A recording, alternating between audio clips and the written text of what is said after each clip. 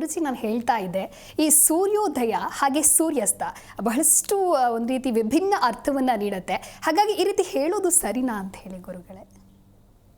ಹರಿ ಓಂ ಶ್ರೀ ಗುರುಭ್ಯೋ ನಮಃ.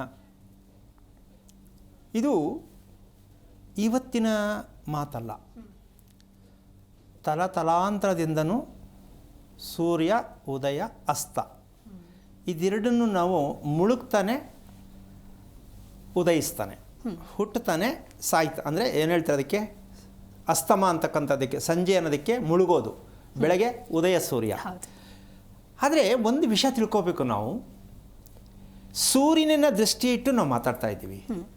ಸೂರ್ಯ ಎಲ್ಲಿದ್ದಾನೋ ಅಲ್ಲೇ ಇರ್ತಾನೆ, ಸೂರ್ಯ ಎಲ್ಲಿದ್ದಾನೋ ಅಲ್ಲೇ ಇರ್ತಾನೆ.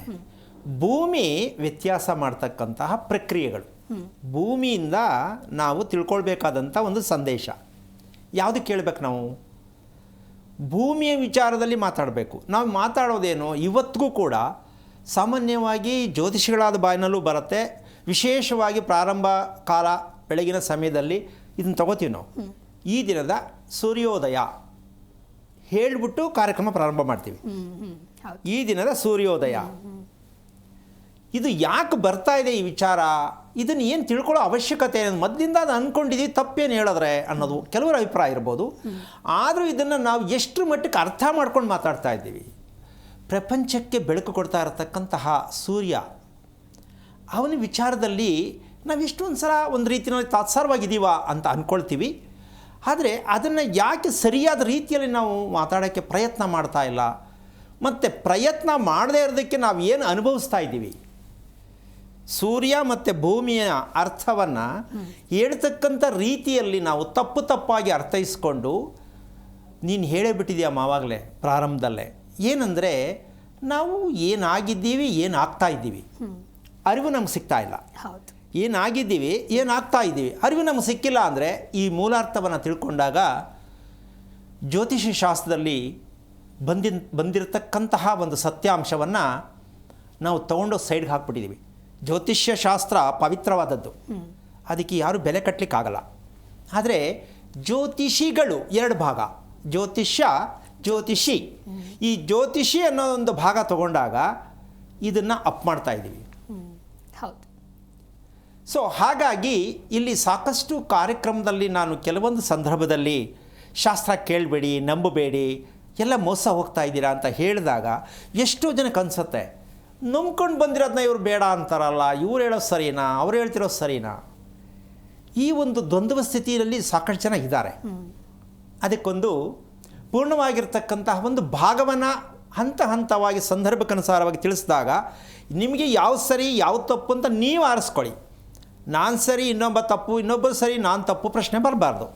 ನಿಮ್ಮ ವೈಯಕ್ತಿಕವಾಗಿ ಇದು ಸರಿ ಇದೆ ಅಂತ ನಿಮಗೆ ಅರ್ಥ ಮಾಡಿಸೋದು ನನ್ನ ಪ್ರಯತ್ನ. ಇದು ನನ್ನ ಸ್ವಂತದ್ದಲ್ಲ, ಇರತಕ್ಕಂಥ ಸತ್ಯಾಂಶ. ಈ ರಹಸ್ಯಕ್ಕೆ ಕಾರಣಕರ್ತನಾಗಿರ್ತಕ್ಕಂತಹ ಶ್ರೀಮನ್ನಾರಾಯಣನ ಪಾದ ಕಮಲಗಳಿಗೆ ಕೋಟಿ ಕೋಟಿ ನಮನಗಳ ಅರ್ಪಣೆಯನ್ನು ಮಾಡಿ ಈ ಭಾಗ ಸ್ವಲ್ಪ ಮುಂದಕ್ಕೆ ಹೋದರೆ, ಈ ಸೂರ್ಯ ಅಂತಕ್ಕಂಥದ್ದು, ಭೂಮಿ ಅಂತಕ್ಕಂಥದ್ದು, ನಾವು ಬದುಕುತ್ತಿರುವುದು ಭೂಮಿಯಿಂದ, ನಿಂತಿರುವುದು ಭೂಮಿಯಿಂದ, ಭೂಮಿ ಮೇಲೆ, ಹೌದಾ? ನಾವು ಇದನ್ನೇ ಜಾಸ್ತಿ ವ್ಯಾಖ್ಯಾನ ಮಾಡ್ತಾ ಅರ್ಥಗರ್ಭಿತವಾಗಿ ವಿಚಾರಗಳನ್ನ ತಿಳ್ಕೊಳ್ತಾ ಹೋದಾಗ ಈ ಸತ್ಯ ನಮ್ಗೆ ಹೊರಗೆ ಬರುತ್ತೆ. ನಾವು ಅದಕ್ಕೆ ಮಟ್ಟಕ್ಕೆ ಹೋಗಿಲ್ಲ. ನಮ್ಮಪ್ಪ ಆವಾಗಿಂದ ಹಳಬರೆಲ್ಲ ಹೇಳ್ಕೊಟ್ರು, ಅದೇ ಸತ್ಯ ಅಂತ ತಿಳ್ಕೊಂಡು ಹೋಗ್ತಾ ಇದ್ದೀವಿ. ಆದರೆ ನಮಗೆ ಸಮಂಜಸವಾದ ಜೀವನ ಸಿಕ್ಕಿಲ್ಲ ಅನ್ನೋದಕ್ಕೆ ಒಂದು ವಿಷಯ ಇದೆ. ಇದಕ್ಕೆ ಹುಟ್ಟುಗುಣ ಅಂತಕ್ಕಂಥದ್ದು ಕೆಲವರು ಬೇಜಾರಾದಾಗ ಬೈತಾರೆ. ಅವನು ಬದಲಾವಣೆ ಆಗಲ್ಲ, ಅವನು ಹುಟ್ಟಿದ್ದೇ ಹಂಗೆ, ಅಥವಾ ಕೆಲವರು ಅವರೇ ಹೇಳ್ಕೊತಾರೆ ನನ್ನ ಹುಟ್ಟುಗುಣ ಅದು, ನೀನು ಚೇಂಜ್ ಮಾಡೋಕ್ಕಾಗಲ್ಲ. ಈ ಹುಟ್ಟುಗುಣದ ಮೂಲ ಅರ್ಥ ಕೆಲವು ಸಂದರ್ಭದಲ್ಲಿ, ಎಲ್ಲ ಸಂದರ್ಭಕ್ಕಲ್ಲ, ಕೆಲವು ಸಂದರ್ಭದಲ್ಲಿ ತಪ್ಪು ಮಾಹಿತಿಯನ್ನು ತಿಳಿಯುತ್ತಿರುವ ಅಜ್ಞಾನತ್ವವೇ ಹುಟ್ಟುಗುಣ ಅಂತ ಹೇಳುವ ಒಂದು ಉತ್ತರ. ಅದಕ್ಕೆ ತಪ್ಪು ಮಾಹಿತಿ ಅಂದರೆ ನಾನು ತಿಳ್ಕೊಂಡಿರೋದೇ ಸರಿ ತಪ್ಪು ಅಂತ ಗೊತ್ತಿಲ್ಲ, ನಾನು ತಿಳಿದಿರುವುದೇ ಸರಿ, ನಾನು ಮಾಡುತ್ತಿರುವುದೇ ಸರಿ, ನಾನು ಬದುಕುತ್ತಿರುವುದೇ ಸರಿ ಅನ್ನೋರು ಹಾಗೆ ಹೇಳೋದು, ಇದು ನನ್ನ ಹುಟ್ಟುದು ಗುಣ, ನೀನೇನು ಮಾಡೋಕ್ಕಾಗಲ್ಲ. ಹಾಗಾಗಿ ಈ ಹುಟ್ಟುಗುಣ ಅನ್ನೋದ್ರಲ್ಲಿ ಸಂದರ್ಭಕ್ಕನುಸಾರವಾಗಿ ಬೇರೆ ಬೇರೆ ವ್ಯಾಖ್ಯಾನಗಳು ಬರ್ತಾ ಹೋಗ್ತದೆ. ಅದರಲ್ಲಿ ಆ ಸಂದರ್ಭಕ್ಕನುಸಾರವಾಗಿ ಅದರ ಅರ್ಥ ಕೊಡುತ್ತೆ. ಈಗ ನಾವು ತಿಳ್ಕೊಳ್ಬೇಕಾಗಿದ್ದು ಇನ್ನೊಂದು ಭಾಗ ಮುಂದಕ್ಕೆ ಹೋದರೆ, ಒಂದು ಮಗು ತಾಯಿಯ ಗರ್ಭದಲ್ಲಿ ಹುಟ್ಟಿದಾಗ ಅಥವಾ ಮಗು ಬೆಳೀತಾ ಇರಬೇಕಾದ್ರೆ ಅದರಲ್ಲಿ ಇರ್ತಕ್ಕಂಥ ಸತ್ಯವನ್ನು ತಿಳ್ಕೋಬೇಕು. ತಂದೆ ತಾಯಿ ಅಂತ್ಯ ಬೇಡ ಅಂತ್ಯಮ್ಮ, ತಿಳ್ಕೋಬೇಕು.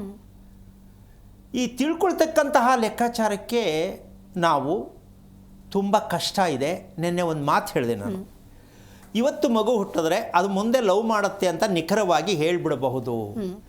ನಿನಗೂ ಸೇರಿ ಅನುಮಾನ ಬಂದಿರೋದು ಕೆಲವರಿಗೆ, ಅದು ಹೆಂಗ್ರಿ ಆಗುತ್ತೆ? ಹೌದು, ಆ ಮಗು ಬದಲಾವಣೆ ಮಾಡ್ತೀನಪ್ಪ, ನಾನು ಚೇಂಜ್ ಮಾಡ್ತೀನಪ್ಪ, ನಾನು ಸೆಕ್ಯೂರಿಟಿ ಇಡ್ತೀನಪ್ಪ, ಹೇಳಿ ತೊಂದರೆ ಇಲ್ಲ.